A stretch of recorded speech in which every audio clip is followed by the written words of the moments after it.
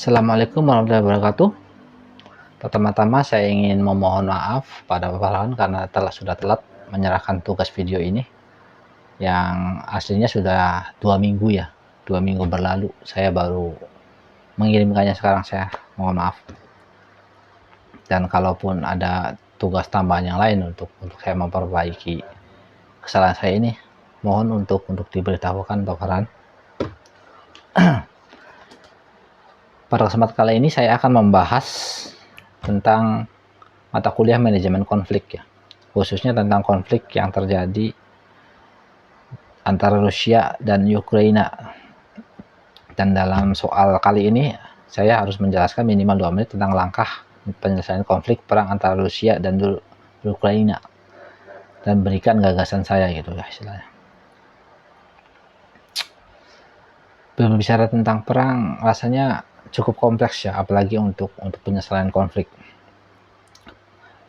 Yang pasti perang membutuhkan, setiap perang itu membutuhkan suatu alasan, entah seberapa pun konyolnya gitu.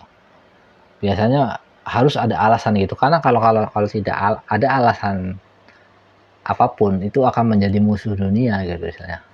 Kalau tidak ada pembenaran sekalipun. Jadi setiap perang yang terjadi, entah itu alasannya dibuat atau apa, selalu ada alasan gitu. Dan yang paling penting, siapa yang paling diuntungkan dalam perang ini? Dalam perang Ukraina dan Rusia, tentunya masyarakat Ukraina adalah pihak yang paling dirugikan. Bahkan jika menang sekalipun mereka tetap dirugikan. Karena tahu sendiri kan, kita mendengar kalau Ukraina ini banyak mendapatkan bantuan senjata, khususnya dari Amerika Serikat, dari Eropa. Jangan salah, yang namanya bantuan ini bukan hanya bantuan terus percuma gitu. Secara percuma sudah gratis, tidak seperti itu. Itu nantinya Ukraina setelah selesai perang, mereka berkewajiban untuk membayarnya kembali. Jadi itu tuh hutang sebenarnya. Jadi pada akhirnya tetap dibebankan ke masyarakat Ukraina. Kalaupun mereka menang sekalipun, apalagi kalah, itu waduh lebih parah lagi istilahnya kan. Akan tetap dibeban, sudah mereka banyak korban nyawa ya, hutang banyak istilahnya, negaranya hancur. Jadi yang sekarang paling dirugikan itu yang pasti negara penduduk Ukraina. Kalau berbicara tentang Ukraina ini bukan sesuatu yang terjadi begitu saja secara tiba-tiba. Ini sudah melalui step yang sangat panjang gitu istilahnya, melalui rencana yang sangat panjang. Karenanya banyak sekali alasan yang bisa digunakan Rusia untuk membenarkan apa yang mereka lakukan gitu. Dan awal pertama kenapa Rusia sampai berani benar-benar melakukan full invasi ini, karena kepercayaan diri mereka yang sebelumnya sudah berhasil menganeksasi wilayah Crimea ya, itu kan. Waktu itu kan Crimea kan salah satu wilayah di Ukraina yang penduduknya mayoritas Rusia gitu, etnis Rusia. Pada saat itu terjadi penggulingan presiden yang pro Rusia dengan presiden yang pro Barat gitu, pro Amerika. Dan ketidakstabilan politik pada saat itu memberikan pembenaran pada Rusia untuk melakukan invasi ke Crimea dengan alasan mereka ingin memberi keamanan pada penduduk yang merupakan keturunan atau etnis Rusia di sana gitu. Dan akhirnya mereka stay di sana dan dicaplok wilayah tersebut. Dan penduduk dunia diam saja, tidak ada yang bereaksi apapun pada saat itu. Akhirnya sekarang mereka melakukan full invasi kan.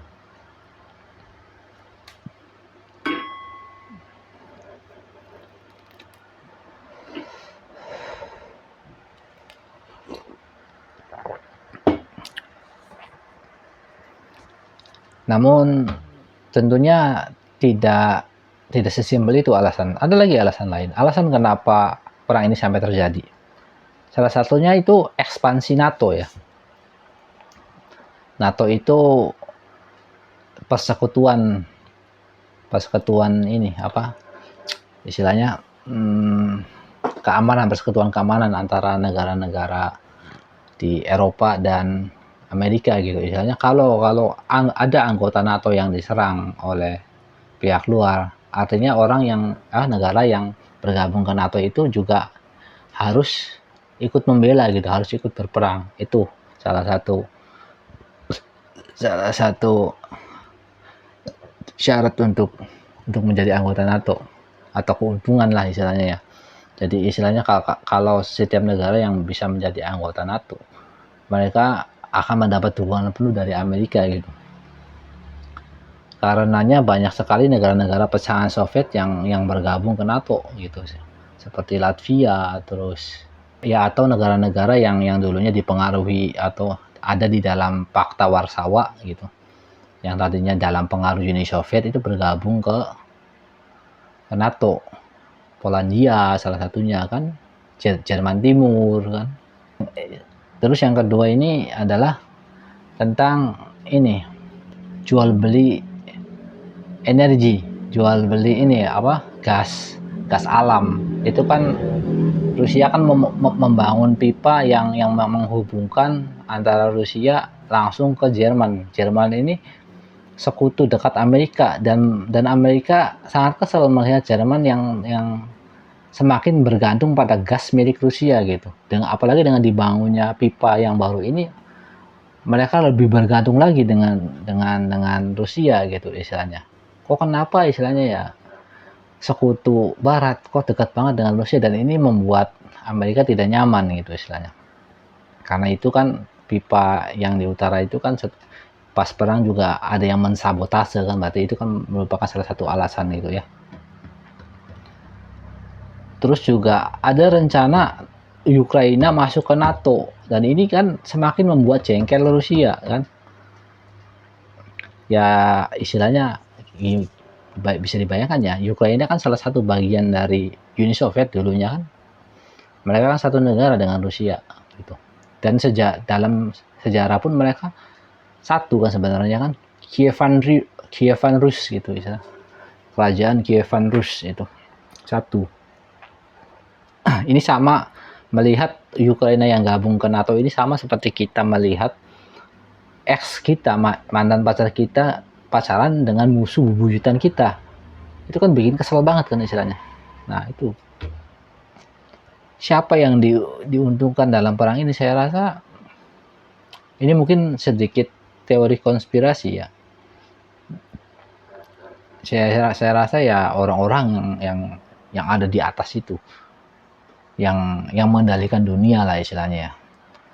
Perang ini sebenarnya, perang itu bisnis ya.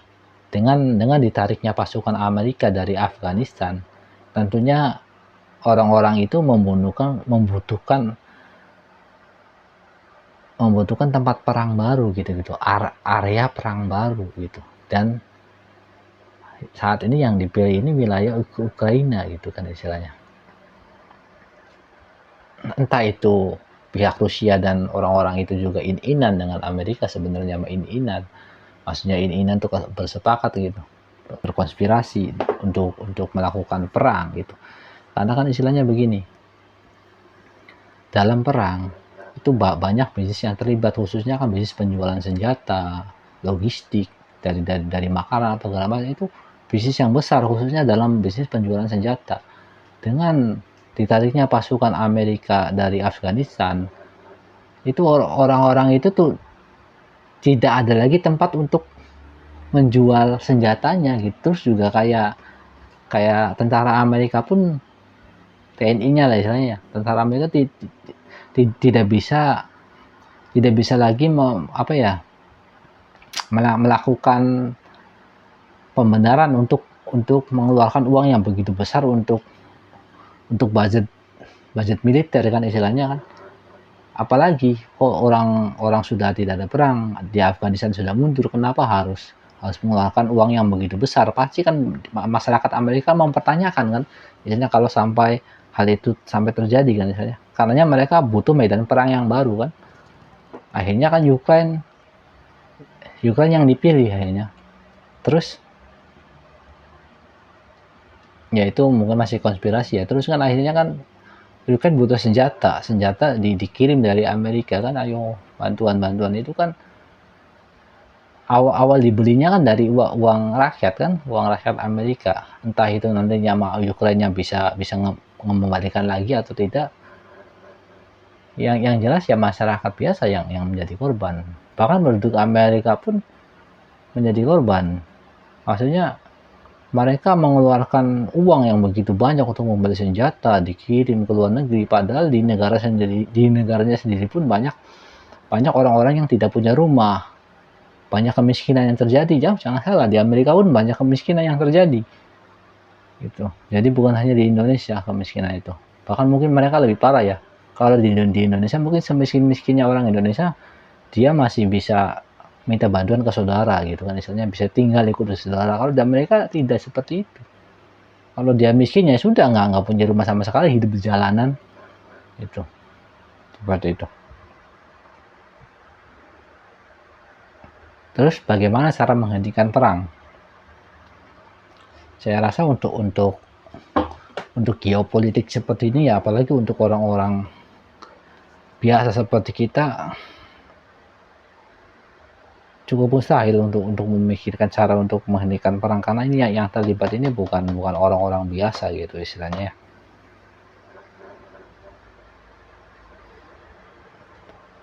Cara untuk menghentikan perang yang paling cepat itu sudah, Ukraina harus bisa merelakan wilayah Donbas, Crimea itu untuk dilepaskan ke Rusia. Itu cara yang paling cepat untuk menghentikan perang. Tapi tentunya Ukraina tidak akan mau ya, apalagi mereka sudah memakan korban banyak ya, dari korban jiwa, terus pengeluaran uang yang luar biasa, kotanya hancur apa segala macam. Tentunya mereka tidak akan rela. Tapi ini ya cara yang paling cepat untuk menghentikan perang. Mereka tinggal, oh silahkan, sudah ambil saja, udah selesai. Tapi tidak mungkin kan seperti itu. Dan yang lebih dikhawatirkan lagi, ya bukan dikhawatirkan ya, kalaupun perang berhenti di Ukraina, pasti akan muncul medan perang baru. Dan saya berharap mungkin itu tidak akan pernah terjadi di Indonesia ya. Jangan sampai Indonesia menjadi medan perang baru. Kalau dilihat kan tahu sendiri, orang Indonesia sangat sensitif, apalagi dengan masalah agama dan segala macam. Orang Indonesia suka ribut sendiri gitu istilahnya. Saya khawatir ini bisa dimanfaatkan gitu untuk menjadi medan perang baru. Jangan sampai seperti itu. Karenanya kita butuh agar semuanya bersatu. Jangan egois, jangan berpikir kita lebih baik dari yang lain. Kita bisa menjadi lebih baik dengan kita bersatu gitu. Samakan pikiran. Yang penting tujuan kita sama. Gitu. Terima kasih. Saya rasa seperti itu saja. Mungkin pembahasan saya ini terlalu banyak konspirasi ya. Ya memang banyak sekali konspirasi teori. Sekian saja. Wassalamualaikum warahmatullahi wabarakatuh.